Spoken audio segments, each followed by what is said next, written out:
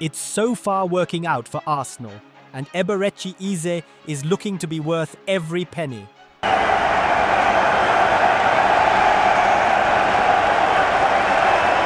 In just 45 minutes, he was sensational against Manchester City, but it goes beyond that. In a situation where Arsenal now have more injuries than Mikel Arteta can manage, Eberechi Eze is turning into a solution, a shining light, like a man with a point to prove. So just how good is Eberechi Eze then? Well, simply put, he's going to be the key for Arsenal. Eze adds to Arsenal in ways that I don't think anybody else on that roster does, just in terms of creativity, in terms of option, in that he can play on the left-hand side to balance back. He adds creativity that no one else does to this team. We've already seen it on display this season. Mikel Arteta decided not to start Eze against Manchester City. By halftime, the Gunners were a goal down and needed a spark. Eze came on and in the end unlocked that stubborn Manchester City defence. It was his perfectly timed, scooped pass that set up Gabriel Martinelli for the winner. In just 45 minutes against City, he won all his tackles, completed all his long passes, completed 20 passes in total, and got the assist for the equaliser, the game changer. Then there's the stuff you don't need stats to manage. His appreciation of space, how he managed to combine with Bukayo Saka and Odegaard and Timber on that right-hand side for Arsenal. In that second half, he was the one Arsenal's best attacking moves went through. The weight of this pass here is sublime, even with that right City line. But like we mentioned earlier, it goes beyond the Manchester City game. Eberechi Eze is key for Arsenal because of his ability to operate in half spaces and find passes in tight areas. Watched him in the game against Athletic Bilbao, and he was just as effective. He even showed his defensive side of his game.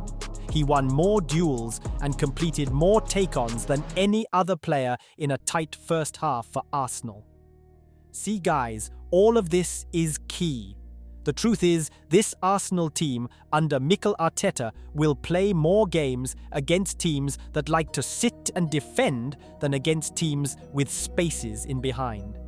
Even the likes of Manchester City, who usually would come at Arsenal, are now so scared of the Gunners that they're defending. Against stubborn defences, Arteta needs this kind of quality to unlock teams. He simply put the most creative player in the system, and this isn't a compliment, it's the truth. Still need convincing.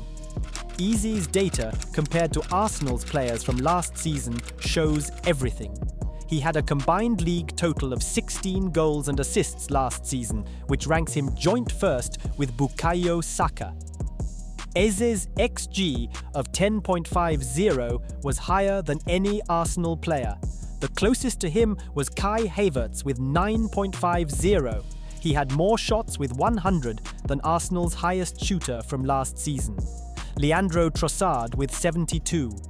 He completed more dribbles last season with 138 than Arsenal's highest dribbler on Gabriel Martinelli with 109.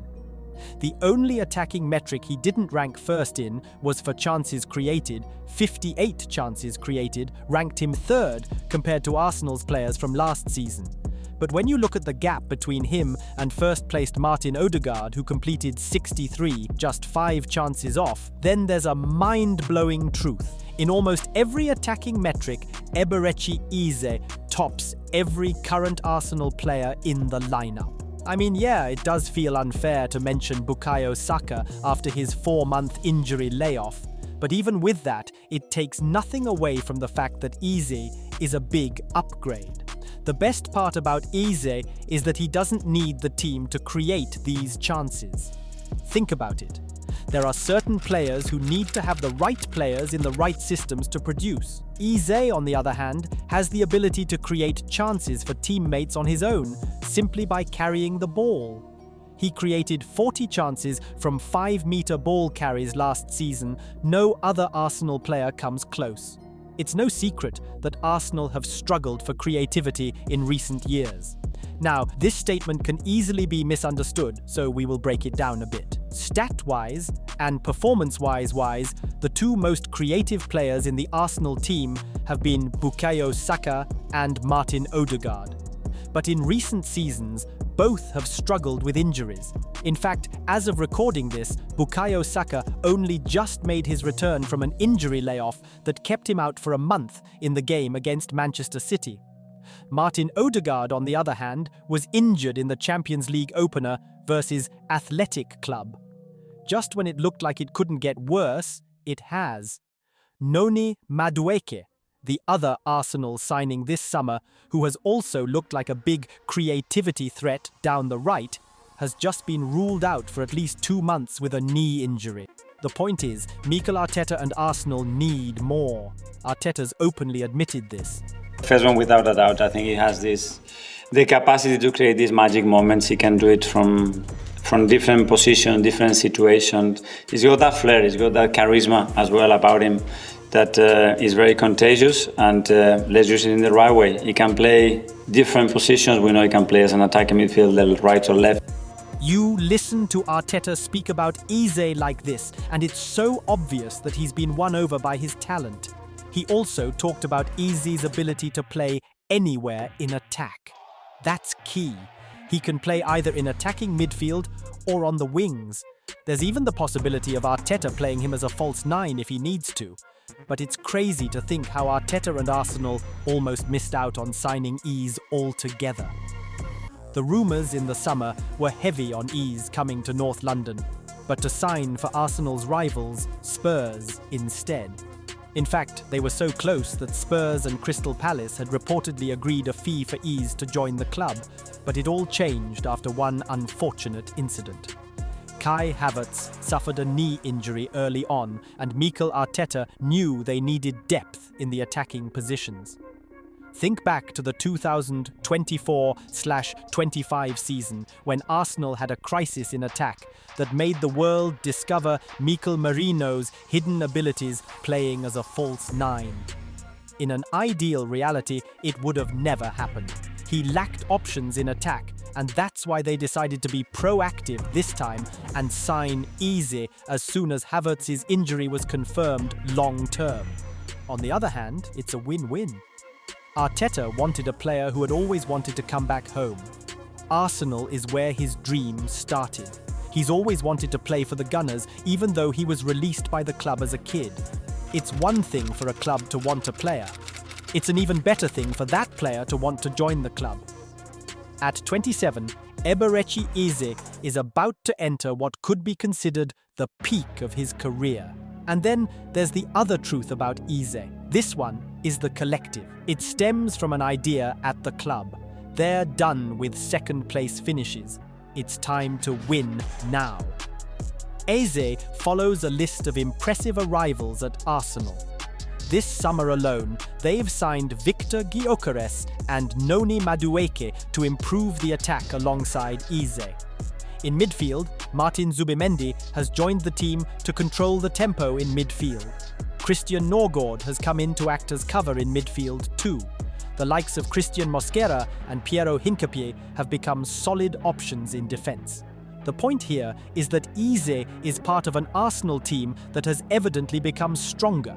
But we've got to go back to Eze and single him out, because even with looking at the Arsenal as a collective, there was a big issue with the team last season. Time at home, we were in the bottom of the table. You've got to just create chances. You've got to score goals, obviously. But I've looked at the chances in this game as we play the clip now. This is the best chance that Arsenal create. So when we keep talking about goal scorers or they need a number 9 in the box, in terms of creating chances, that is the best one. The creativity, or the lack of it, that Arsenal needed a number 9 was just a part of the problem. The main issue was how inconsistent they were in creating chances. With Eze in the team now, it's easy to see how all of this can improve. On the ball, he has that ability to find runners into space or his teammates. Victor Gyökeres hasn't fully gotten up to speed at Arsenal yet, but when he does, you can see him getting on the end of balls from Eze, the classic 9 and 10 link-up. But it's also how Mikel Arteta can set up the team around Eze. For now, Martin Odegaard is injured, But when he's back and fully fit, using a duo of Declan Rice and Odegaard in midfield, with Eze playing as a left-sided winger, who will act as more of a number 10 than actually hugging the touchline, just adds up. It immediately releases some of that creative workload off Saka and Odegaard. Truth is, Mikel Arteta can use Eze in different ways, and in each one, it'll still be an improvement to the side. For example, we've mentioned Arteta using Eze out on the left wing as a left-sided number 10. He's a different profile to the options Arteta has in the position, Gabriel Martinelli and Leandro Trossard. While Martinelli, it's more of pace and dribbling. With Leandro Trossard, it's a player who likes to cut inside and go for goal. With Eze, it's a player who can combine the best aspects of each. He's not as fast as Martinelli, but he isn't slow either. Eze's a great dribbler. He can score goals. All of this is what Arteta gets when he plays out wide. Arteta can mix things up and play Eze as a box-to-box midfielder alongside Martin Odegaard, and this would again make sense. By doing this, Arteta adds even more creativity through the middle and has better chances of directly attacking teams with the low block. The only downside with this is how it changes the setup. It could mean new roles for either Declan Rice or Martin Zubimendi, with either one having to drop out of the lineup. But as this is the case now, where an injury in midfield forces Arteta to change his plans, you can see this working. Currently, Victor Gyökeres is the only recognised striker at the club who's fit and available. Gabriel Jesus and Kai Havertz are still out injured. With Champions League and Cup football added to league competition now, Gyökeres isn't going to start every game. In the games where Arteta decides to tweak his lineup from the start, or in-game, Eze can act as an option in the false 9 position. He'll offer a goal threat and act as a line breaker between defences. Eze is the future for the club. To understand this is to understand what the future of English football is now. Transition football. The number of goals and chances a team can create from fast breaks. That Mikel Arteta wants his team to control games also means he wants his team to punish opponents as quickly as they can. Eberechi Eze fits this profile as well. With Eze in the team, rather than slowly recycling possession until the opposition has its defense set again, they can catch teams out immediately with direct possession. In all, we're talking about a very consistent performer. Before leaving Crystal Palace, Eberechi Eze was the only Palace player to score 10-plus league goals in 3 consecutive seasons for the Eagles since their promotion in 2013. The winning goal in the FA Cup final for Palace against Manchester City. He's a big game player, but you always got the feeling that he deserved to play for a bigger club where he could compete for the ultimate trophies. That's what he's set to do at Arsenal. With the number 10 on his back, he's got the keys to the Emirates. It's now a question of if he can step and deliver on an even bigger stage now. But seeing what he's achieved through his career, the multiple rejections he's had to face just to get to where he is now, there's no doubting that Eberechi Eze makes this Arsenal team even stronger and helps the Gunners in their push for the big ones this season. If you enjoyed this video, be sure to hit that like button and subscribe to Matchday Moments for more videos like this.